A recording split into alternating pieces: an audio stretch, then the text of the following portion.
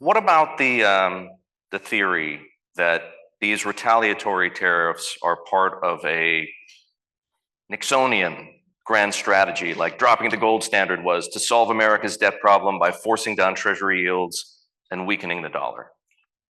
That's a theory that has some purchase right now. Well, I do believe the dollar will be weakened. I mean, most political theory is, or economic theory is, tariffs raise the value of the currency. I think it's going to weaken the dollar.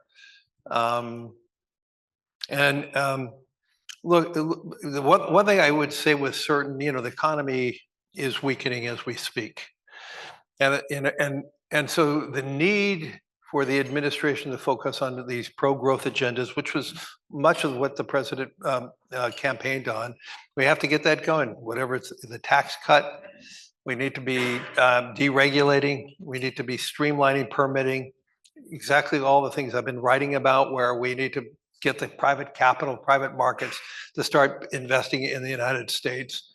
We need to, and I think right now the market's not focusing on all these. We forgot about the power of AI, the power of all these different changes. We're focusing on the market, but the macro trends of AI, the macro trends of rebuilding our infrastructure, these macro, and if the president is successful in deregulating, if he's successful in streamlining permitting, then we could go back to this view that we have a major growth agenda in front of us. The president has been focusing on right now areas that, in my mind, in the short run, are very inflationary and destabilizing the economy, and that's what we've been talking about. But if we can find ways of rebuilding growth through these agendas, and then as I said at the beginning, the market declines. We're going to look back and say this might be a good entry level to get back into the market. Are we headed for a recession? Are we in a recession? Most CEOs I talk to would say we are probably in a recession right now. Right now. Right now. A couple of airline CEOs told me, one CEO specifically said, the airline industry is like a